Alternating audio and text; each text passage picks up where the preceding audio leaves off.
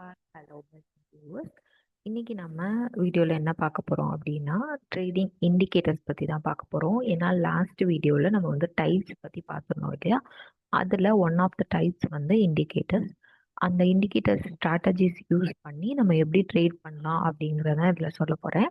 And நிறைய indicators இருக்குது. இன்னைக்கு நம்ம வீடியோவில் 2 இண்டிகேட்டர்ஸ் மட்டும்தான் பார்க்க போகிறோம்.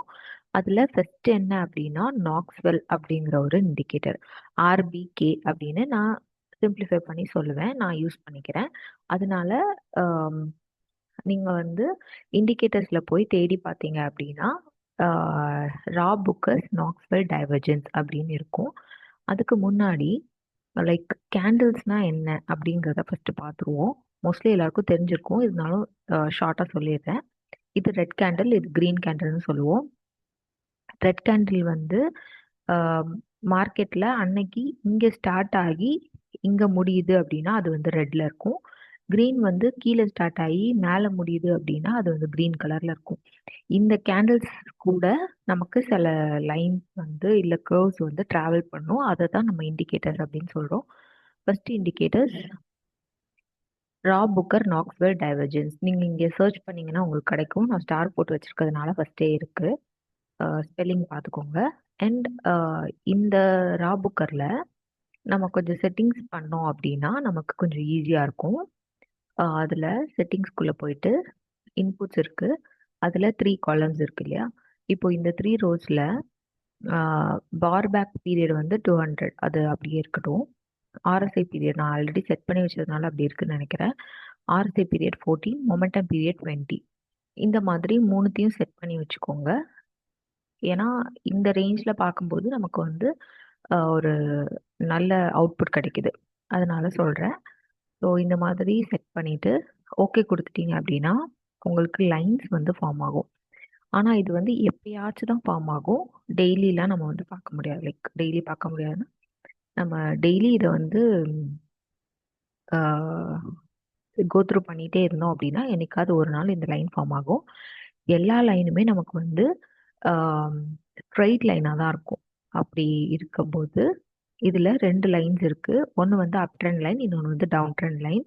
அப் ட்ரெண்ட் வந்து டாப் டு டாப் கேண்டிலுக்கு போகும், டவுன் ட்ரெண்ட் வந்து பாட்டம் டு பாட்டம் போகும். அப்போது இப்போ இதில் வந்து டவுன்ஸ் நிறையா இருக்குது இல்லையா. இந்த டவுன் எடுத்துக்கலாம். இது டவுன்.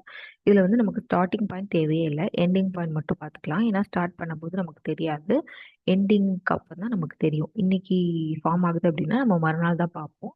ஸோ இதை எடுத்துக்கலாம். இதில் இந்த மாதிரி ஃபார்ம் ஆச்சு அப்படின்னா நம்ம வந்து பை பண்ணலாம், அதாவது வாங்குற கண்டிஷனில் இருக்குது. இது வந்து டவுன் ட்ரெண்ட் லைன். இதுவே நம்ம எப்போ விற்கணும் அப்படின்னா அப் ட்ரெண்ட் லைன் வரும்போது விற்றுடலாம். அப்போது அப் ட்ரெண்ட் லைன் வந்தது இங்கே வந்திருக்கு. ஸோ நம்ம நெக்ஸ்ட் டே பார்க்குறோம், அப்போ நம்ம இங்கே செல் பண்ணுறோம். ஓகே, இப்படி செல் பண்ணும்போது நமக்கு எவ்வளோ ப்ராஃபிட் கிடைக்குதுன்னு பார்க்கலாம். நெக்ஸ்ட் டே இல்லையா, இது வந்திருக்கு. ஸோ நெக்ஸ்ட் டே வாங்குகிறோம், வாங்கி இங்கே விற்கிறோம். ஓகே, இதில் பாருங்கள் 124 days 8% நமக்கு வந்து ப்ராஃபிட் கிடச்சிருக்கு. ஸோ இது கொஞ்சம் டேஸ் ஜாஸ்தியாக தான் இருக்குது. நம்ம வேறு எக்ஸாம்பிள் ஏதாவது பார்க்கலாம். ப்ரீவியஸர் பார்க்கலாம். இது வந்து நான் ரீசெண்டாக எடுத்த ட்ரேட், ஸோ அதனால தான் எனக்கு ஞாபகம் இருக்குது, அதனால இந்த எக்ஸாம்பிள் பார்க்கலாம். இப்போ பாருங்கள், ப்ரீவியஸரில் லாஸ்ட்டாக இந்த டைம் வந்து நமக்கு அந்த டவுன் ட்ரெண்ட் லைன் வந்திருக்கு. அண்ட் இதில் நான் எடுத்த ட்ரேட் வந்து இந்த இடத்துல இருக்கு. நான் வந்து ஏப்ரல் கிட்ட எடுத்தேன். ஏப்ரல் கிட்ட எடுக்கும்போது பாருங்க இங்க வந்து கிடைச்சிருக்கு. ஸோ நான் இங்க வாங்குறேன், வாங்கிட்டு இங்க விற்கலாம். அண்ட் உங்களுக்கு ப்ராஃபிட் நீங்க நினைச்ச அளவுக்கு கிடைக்கல அப்படிங்கிற பட்சத்துல இங்க வித்துக்கலாம். ஓகே, நான் இங்கே தான் செல் பண்ணேன். இதுல பர்சன்டேஜ் பார்த்தீங்க அப்படின்னா இங்கிருந்து இங்கே வரைக்கும் பாருங்க, 70 daysல 53% கிடைச்சிருக்கு. It's extraordinary. ஏன்னா அவ்வளோ கம்மி டேஸில் நமக்கு இவ்வளோ பர்சன்டேஜ் கிடைக்குதுங்கிறது ரொம்ப ரேர். அது வந்து எப்பயாச்சும் தான் கிடைக்கும். அதை நம்ம யூஸ் பண்ணிக்கணும். ஸோ இது வந்து நான் லாஸ்ட்டாக எடுத்த ட்ரேட். இதுவே நமக்கு வந்து ஷார்ட் டேர்மில் வேணும், இன்னும் கொஞ்சம் கம்மியான டேஸில் வேணும் அப்படின்னா நம்ம வந்து இந்த ட்ரேட் எடுத்துக்கலாம். இது பாருங்க, இங்க வாங்குறேன், வாங்கிட்டு இங்க வித்துடுறேன் நெக்ஸ்ட் டே. இது வந்து ஜஸ்ட் 30 டேஸ், பட் 14%, 14.9, நியர்லி 15% கிடைக்குது. ஸோ கம்மியான டேஸ்க்குள்ளே நமக்கு பர்சன்டேஜ் வேணும் அப்படின்னா இந்த ட்ரேட் எடுத்துருக்கணும். இல்லை ஜாஸ்தி டைம் இருந்தாலும் பரவாயில்ல, ஆனால் எனக்கு நல்ல பர்சன்டேஜ் வேணும் அப்படின்னா நம்ம ஃபஸ்ட்டு பார்த்த ட்ரேட் எடுத்துருக்கலாம். இந்த மாதிரி நாக்ஸ்வெல் மட்டும் யூஸ் பண்ணியே நல்ல ப்ராஃபிட் பார்க்கலாம். இதுக்கும் நிறைய எக்ஸாம்பிள்ஸ் இருக்குது, அது பார்த்துடலாமே. கோல்கேட் பால்மொலிவ். இதில் எங்கே வருதுன்னு பார்க்கலாம். இதை எடுத்துக்கலாம். இப்போ இங்கே ஃபார்ம் ஆயிருக்கு, ஸோ இங்கே வந்து வாங்குறோம், அண்ட் இங்கே ஃபார்ம் ஆயிருக்கு, இங்கே வித்துடுறோம் இல்லையா? அப்படி விற்கும்போது பாருங்க, 42 டேஸ் 13.7% கிடைக்குது. ஸோ இதை வந்து நம்ம ரெகுலராக பார்த்துட்டு இருந்தோம், ஒழுங்காக ஃபாலோ பண்ணிட்டு இருந்தோம் அப்படின்னா இந்த ஸ்ட்ராட்டஜி மட்டும் யூஸ் பண்ணியே நம்ம வந்து நல்ல ஒரு ப்ராஃபிட் பார்க்கலாம். அண்ட் நீங்கள் வந்து ஒவ்வொரு ட்ரேட்லையும் என்ன பண்ணோம் அப்படின்னா உங்களோட போர்ட்ஃபோலியோ எவ்வளோ இருக்கோ அதில் 3% போடுங்க. அப்போ உங்களுக்கு ஒரு நல்ல ப்ராஃபிட் கிடைக்கும். அப்படியே உங்களுக்கு லாஸ் வந்தாலும் அது வந்து அவ்வளோ பாதிப்பு வராது. ஏன்னா நம்ம வந்து ஆவரேஜ் பண்ணிக்கலாம். இதில் வந்து நம்ம ஆவரேஜ் பண்ணக்கூடிய ப்ராபபிலிட்டி ஜாஸ்தி இருக்குது. அதனால நம்ம வந்து இந்த இண்டிகேட்டர் ஜாஸ்தி யூஸ் பண்ணிக்கலாம். அடுத்தது நம்ம பார்க்க போகிறது என்னது அப்படின்னா எஸ்எம்ஏ. எஸ்எம்ஏங்கிறது வந்து சிம்பிள் மூவிங் ஆவரேஜ் அப்படின்னு சொல்லுவாங்க. இதுவும் இண்டிகேட்டர்ஸில் போய் நம்ம வந்து செட் பண்ணி வச்சுக்கலாம். எப்படி பண்ணுறதுன்னு பார்க்கலாம். இது நான் இப்போதைக்கு ஹைட் பண்ணிடுறேன்.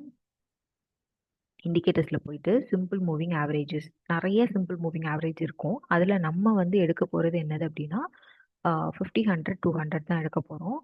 இது நீங்கள் இதுக்குள்ளே போயிட்டீங்கன்னா செட்டிங்ஸ்குள்ளே போயிட்டு ஃபஸ்ட்டு செட் பண்ணிக்கோங்க. இன்புட்ஸ்னு இருக்கும், அந்த இன்புட்ஸ்குள்ளே போயிட்டு இந்த மாதிரி 20, 50, 200 அந்த மாதிரி செட் பண்ணும். இதில் வந்து டிஃபால்ட்டாக வேறு இருக்கும்.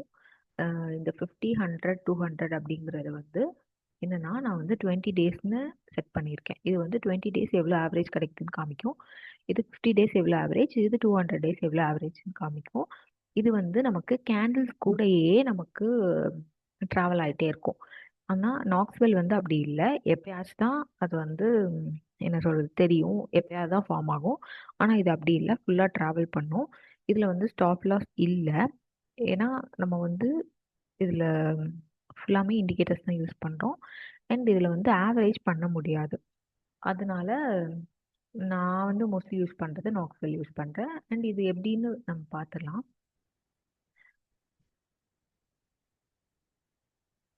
இதில் பாருங்க என்ன ஆகுது அப்படின்னா 3 லைன்ஸ் இருக்குது அப்படிதானே. இந்த 3 லைன்ஸில் ஒன்று வந்து பிளாக், ரெட், க்ரீன். இது வந்து நான் செட் பண்ணி வச்சுருக்கேன். ஸோ இந்த கலரில் எனக்கு காமிக்குது. நீங்களும் இதே மாதிரி செட் பண்ணிக்கோங்க. அண்ட் இதில் அந்த பிளாக் அப்படிங்கிறது 200 டேஸ்க்குள்ள மூவிங் ஆவரேஜ், ரெட் வந்து 50 டேஸ், க்ரீன் வந்து 20 டேஸ்க்குள்ளது. இந்த இந்த மூணுமே என்ன ஆகும் அப்படின்னா டெய்லி கேண்டில் ஸ்டிக் கூடயே நமக்கு வந்து ட்ராவல் பண்ணிகிட்டே இருக்கும். இதில் இந்த மூவிங் ஆவரேஜ் வந்து நம்ம 3 விதமாக பிரிச்சிருக்கோம். அந்த டேஸ் வந்து 200, 50, 20ன்னு. இது மூணுமே ட்ராவல் ஆகிறது தான் இங்கே பார்க்குறோம். இதில் வந்து என்னாகும் அப்படின்னா நம்ம எப்போ வாங்கக்கூடிய கண்டிஷன், அதாவது பையிங் கண்டிஷன் அப்படின்னு பார்த்தீங்கன்னா 200 மூவிங் ஆவரேஜ் வந்து மேலே இருக்கணும். அதுக்கு கீழே 50 டேஸ் மூவிங் ஆவரேஜ், அதுக்கு கீழே 20 டேஸ் மூவிங் ஆவரேஜ் இருக்கணும். அதுக்கு கீழே நமக்கு வந்து அந்த கேண்டில் இருக்கணும், அதாவது closing price of the market அது இருக்கணும். அப்படி இருந்துச்சுன்னா நம்ம வந்து வாங்கிக்கலாம். அந்த கண்டிஷன் வந்து சாட்டிஸ்ஃபை ஆகுது அப்படின்னு அர்த்தம். இதுவே விற்கிறது அப்படின்னா அப்படியே ரெசிப்ரோக்கல். 200 டேஸ் அந்த மூவிங் ஆவரேஜ் வந்து கீழே இருக்கணும், அதுக்கு மேலே ரெட் இருக்கணும், அதுக்கு மேலே க்ரீன், அதுக்கு மேலே நமக்கு வந்து க்ளோசிங் ப்ரைஸ் இருக்கணும். இதுதான் எஸ்எம்ஏவோட ஸ்ட்ராட்டஜி. இதுக்கு வந்து எக்ஸாம்பிள் வேணால் நம்ம பார்க்கலாம். இதுவும் நான் ரீசெண்டாக எடுத்த ஒரு ட்ரேட் தான், HCL Tech.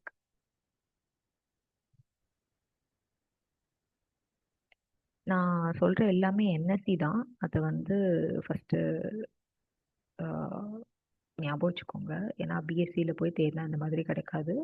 அண்ட் அதில இந்த ஸ்ட்ராட்டஜி நம்ம யூஸ் பண்ணாலும் அவ்வளோ வொர்த்தா இருக்காது அப்படின்னு எனக்கு தோணுது. ஏன்னா நான் அதில வந்து இந்த ஸ்ட்ராட்டஜி யூஸ் பண்ணி நான் பார்க்குறது இல்ல. ஹச்சிஎல் டெக்ல பார்த்தீங்க அப்படின்னா, இதில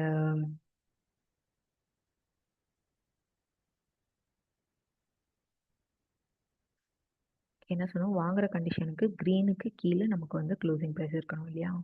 இங்க இருக்கு. Black, red, green. கிரீனுக்கு கீழ க்ளோசிங் பிரைஸ் இங்க இருக்கு. ஸோ நம்ம இங்கே தான் வாங்குறோம் இல்லையா? இங்க வாங்கிட்டு என்ன ஆகணும் அப்படின்னா, பிளாக், ரெட், கிரீனா இருக்கணும். அண்ட் கிரீனுக்கு மேல நமக்கு க்ளோசிங் பிரைஸ் இருக்கணும். So this is the right place to sell. இதில் பார்த்தீங்கன்னா 148 டேஸ் 9% வந்திருக்கு. 9.8 நியர்லி 10% இருக்கு. இது வந்து டேஸ் வந்து 148 டேஸ். ஏன்னா சிம்பிள் மூவிங் ஆவரேஜஸில் ஆவரேஜ் பண்ண முடியாதுன்னு சொன்னேன் இல்லையா? இதை விட நாக்ஸ்வெல்ல வந்து நமக்கு ஒரு நல்ல பர்சன்டேஜ் கிடைக்கும். அந்த இண்டிகேட்டர் யூஸ் பண்ணி பார்த்தோம் அப்படின்னா, இன்னொரு எக்ஸாம்பிள் பார்த்தீங்கன்னா ஐசிஐசிஐ ப்ருடென்ஷியல். ஐசிஐசிஐ ப்ருடென்ஷியல்ல அதே மாதிரி பாருங்க.